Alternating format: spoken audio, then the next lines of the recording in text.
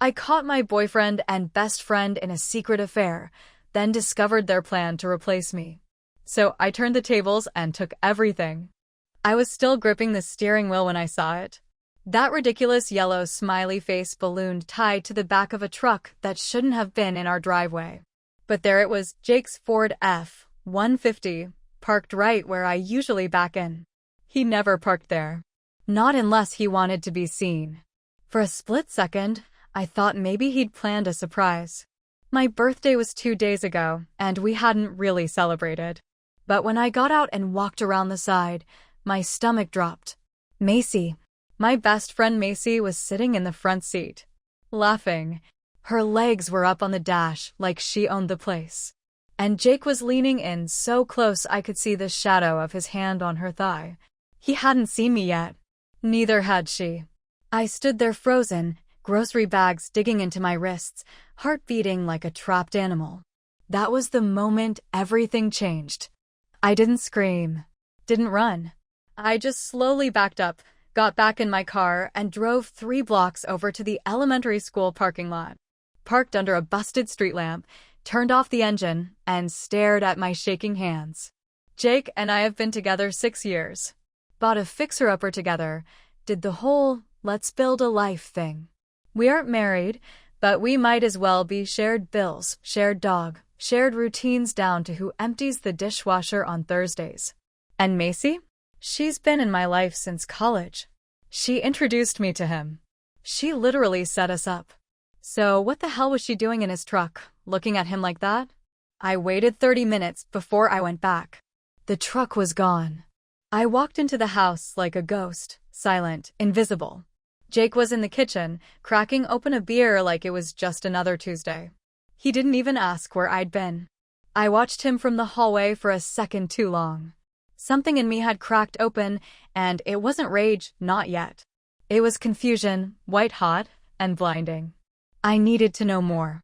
But first, I needed to decide, do I ask him directly and risk the lies?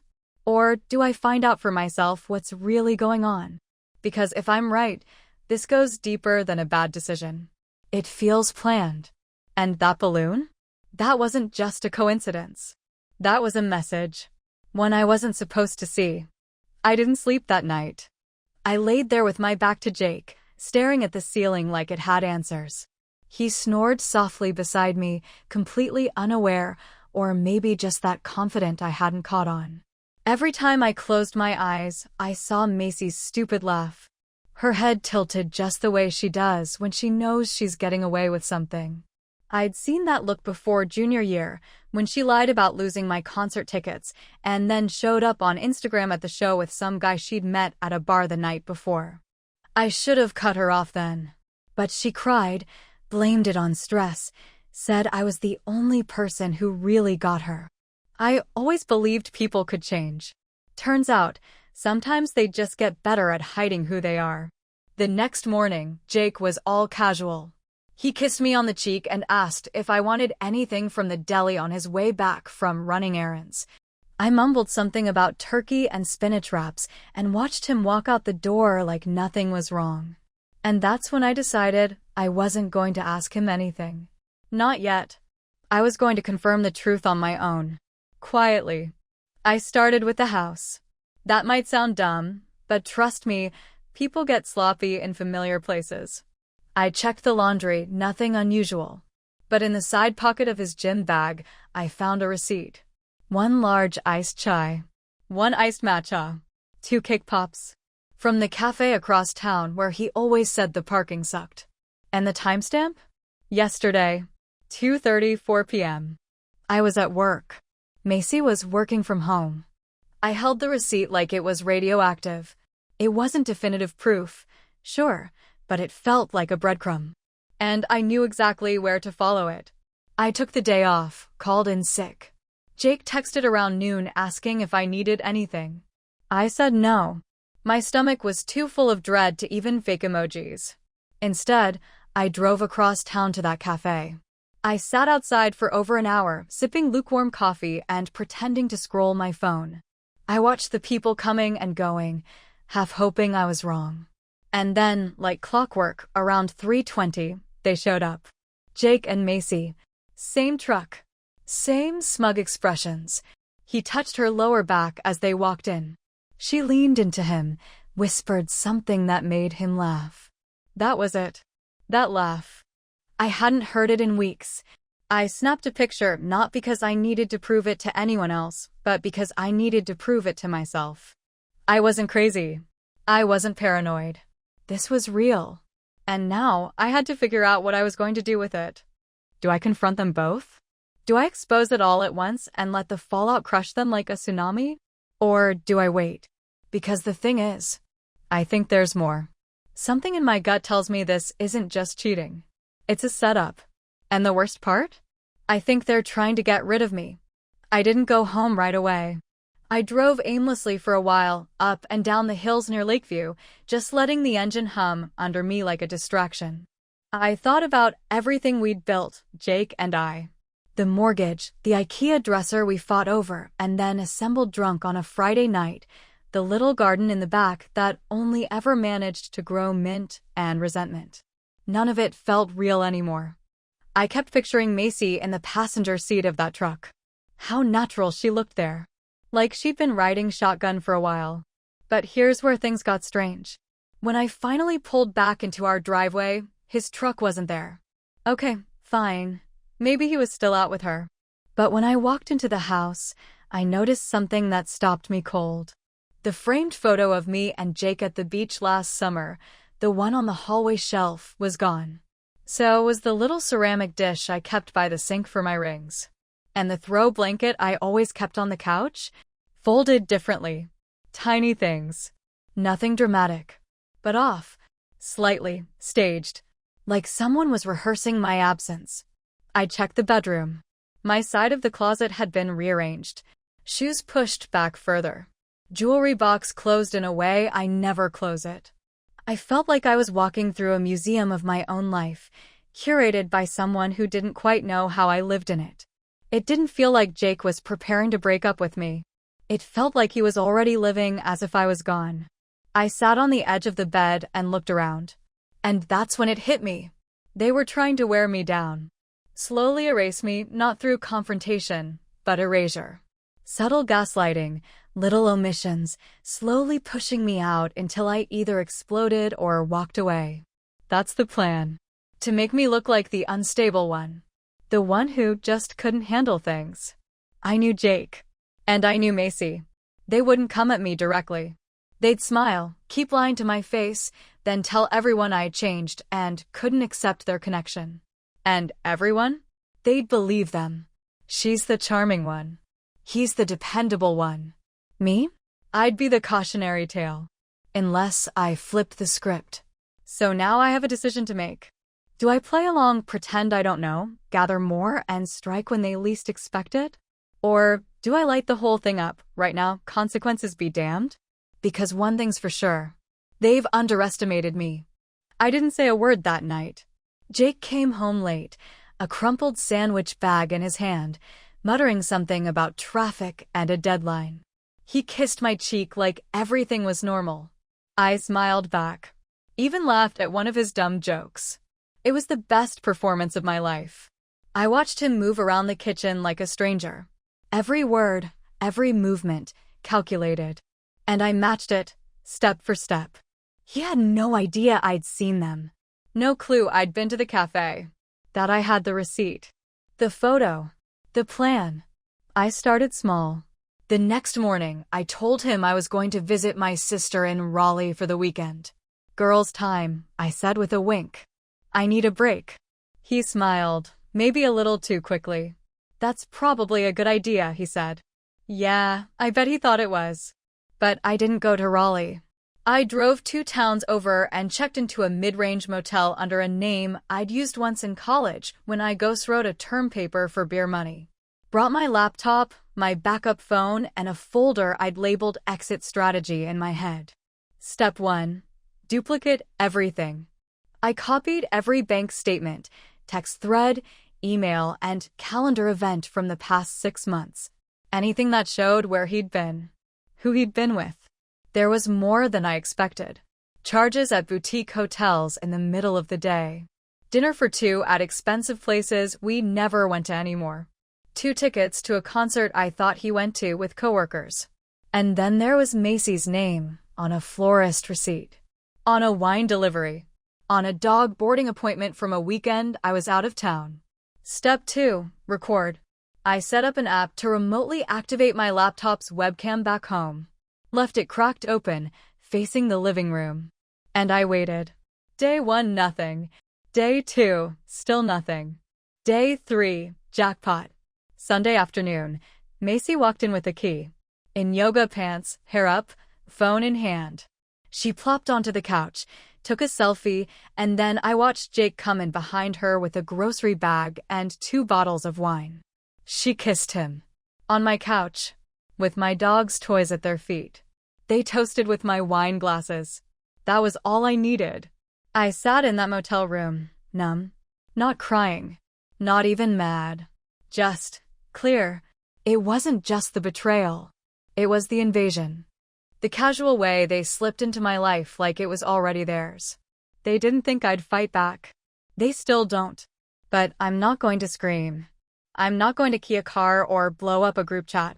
I'm going to let them hang themselves.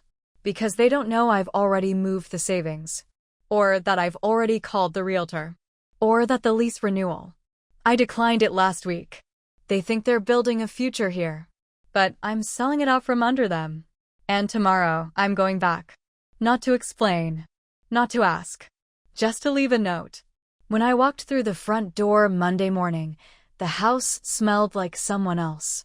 Macy's perfume. The sugary, fake peach kind she used to drench herself in during college. I guess she thought I wouldn't notice. Jake was in the shower. I heard the water running upstairs and music playing faintly from his phone. Our dog, Otis, wagged his tail nervously when he saw me, like even he could tell something was off. I gave him a treat, rubbed behind his ears, and whispered, "You're coming with me, buddy." Then I grabbed a sticky note and stuck it right in the center of the fridge. Congrats on the new place.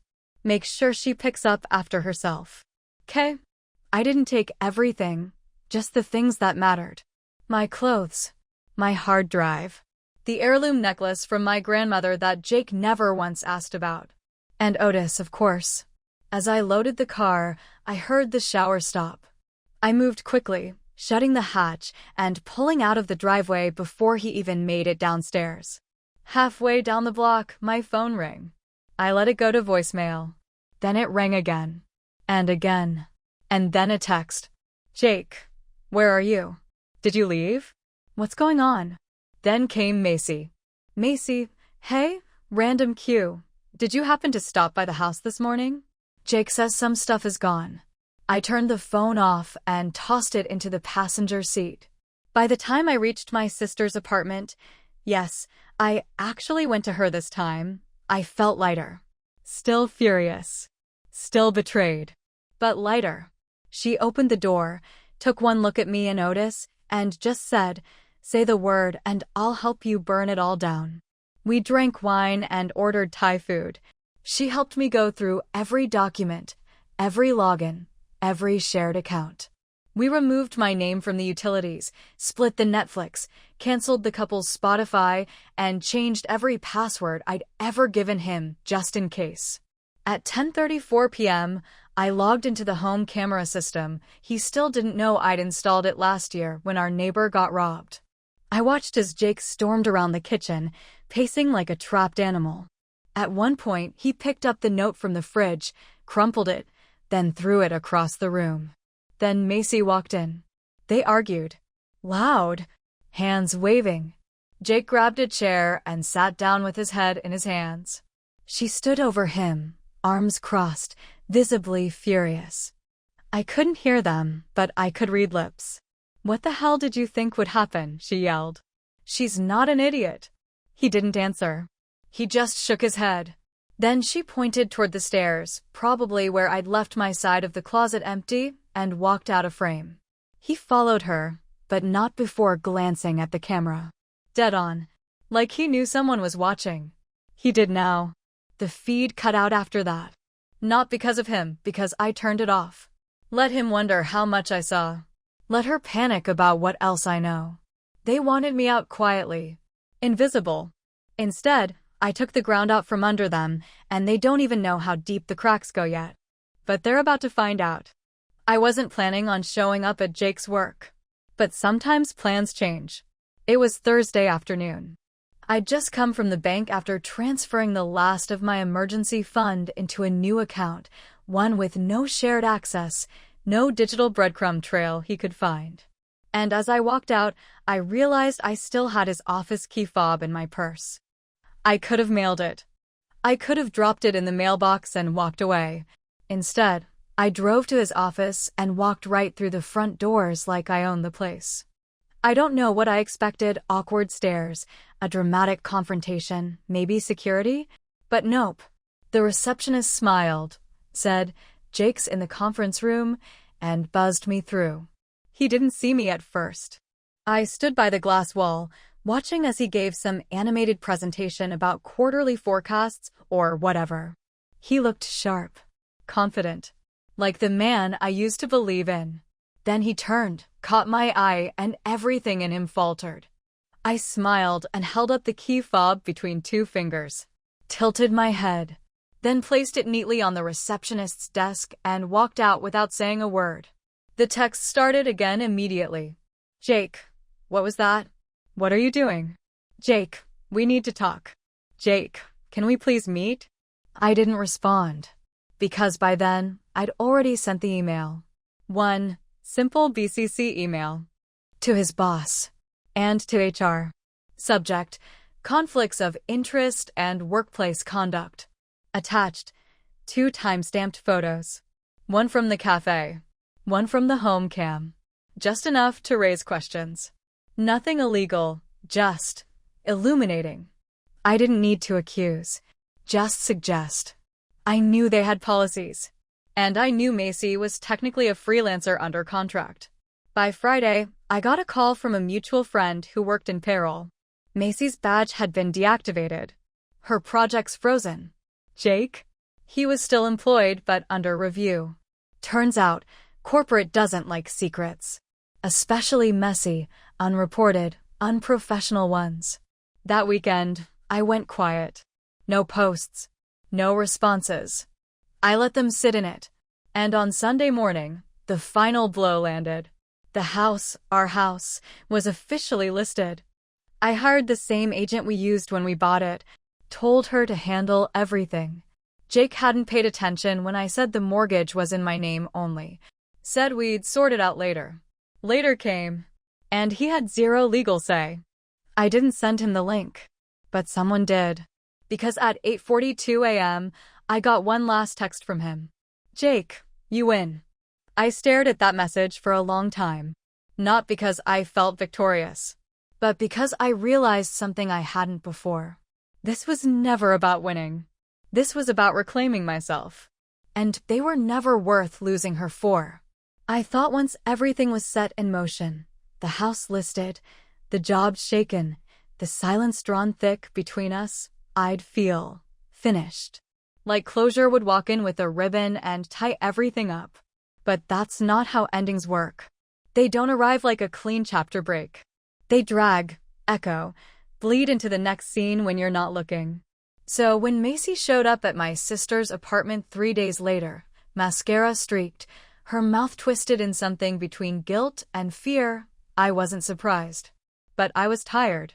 "Can we talk?" she asked, voice cracking like it had any right to sound fragile. I stepped outside. Not because I owed her anything, but because I needed to hear her say it. Needed to see if she'd try to make herself the victim in a story she tore apart. She didn't even try. "It was real," she said. "With him. I didn't plan it. I was lonely. And he said you two were basically done anyway." I stared at her, arms folded. She shifted from foot to foot like a scolded teenager. "We weren't done," I said calmly. "He just wanted me gone." Macy nodded. "I know. I thought maybe it was finally my turn to be chosen." That stung. Because deep down, part of me understood that feeling. Always being the sidekick. The second-place girl. But that's not what this was. This wasn't some sad love story. This was theft. Why now? I asked. She glanced away. He kicked me out. There it was. Jake, who'd once whispered about forever, was now ghosting the girl he traded me for. What do you want from me? I asked. She looked up. And, for the first time in forever, her face was honest. Forgiveness. I didn't say anything, just watched her try to fill the silence. I know I messed up. I deserve everything I got. I lost my best friend, and I'd give anything to undo it. That landed harder than I expected. Because for all the chaos she caused, she was right. I did lose something, but not just her. I lost the version of myself who let people walk all over me, who excused bad behavior just because it came from someone familiar. And honestly, I didn't want her back. I didn't want that version of me back either. I hope you find peace, Macy, I said. Then I stepped back inside and closed the door behind me. She didn't knock again. And I didn't look out the window. That night, I finally let myself cry. Not the messy, desperate kind I expected, just quiet. The kind that sneaks up on you while folding laundry or refilling the dog's water bowl. The kind that leaks from somewhere you didn't know was still raw. I cried for the version of me who believed Jake's silence was just stress. For every time I gaslit myself into thinking I was too sensitive. For the Macy I once trusted enough to hold my secrets, only to realize she was collecting them for sport. And then I stopped crying, because there was still one thing left to do. The open house was scheduled for Sunday afternoon. I didn't tell Jake I'd be there. He hadn't responded to any of the legal notices yet, just passed them along to his lawyer with a shrug, according to my agent. I showed up early, walked through the place alone before the visitors came. And I saw it with new eyes. The scuff marks by the pantry door where we used to race to the fridge during midnight cravings. The faint imprint of our first couch on the hardwood. The chip tile Jake swore he'd fix and never did. Every mark told the story of a life I once thought was solid. I left a letter on the kitchen counter, folded neatly beneath the keys. Jake arrived 30 minutes later, looking rough. Hair uncombed, eyes hollow. He saw me and froze in the doorway like he wasn't sure if I was real. I figured you'd come, he said. I nodded. Just wanted to say goodbye properly. He tried to speak, but I raised a hand. You don't get a monologue. Not anymore. He closed his mouth. Waited. I loved you, I said. And I would have done anything to make it work. But you didn't choose a mistake. You built a plan. You built a future that didn't include me and expected me to make it easy. I didn't know how to end it, he mumbled. That's the problem, I said. You didn't want to. You wanted both lives. One you could lie to and one you could lie with.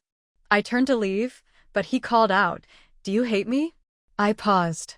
No, I said. But I'm not saving you either.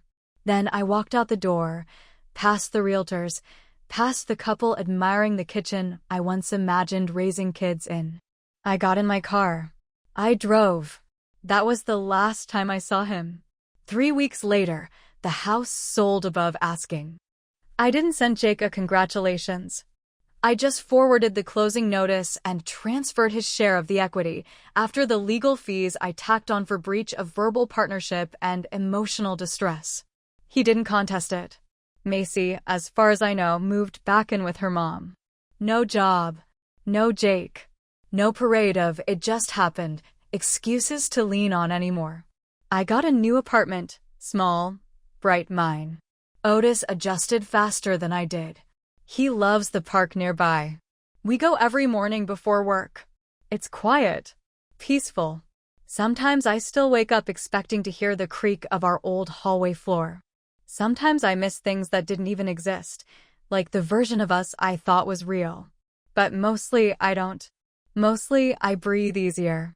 One night, I was reorganizing some old boxes when I found something wedged between a forgotten yearbook and a candle I never lit. It was a card. The kind you tuck into a birthday gift and forget. It read, "To my favorite person, can't wait to grow old with you." It wasn't signed. But the handwriting? It was Macy's. It hit me like a slow wave, the truth I'd missed. The signs. The overlapping laughs. The way she'd always watched him when she thought I wasn't looking. They hadn't just happened recently. They'd been circling this for years. And I'd been the blind center of their orbit. I sat with the card for a long time. Then I fed it to the kitchen sink's flame. Not out of rage, but because some things don't need to be saved, just released. The next morning, I woke up before my alarm, opened the windows, let the sunlight in, and I smiled not because I was healed, but because I was finally free.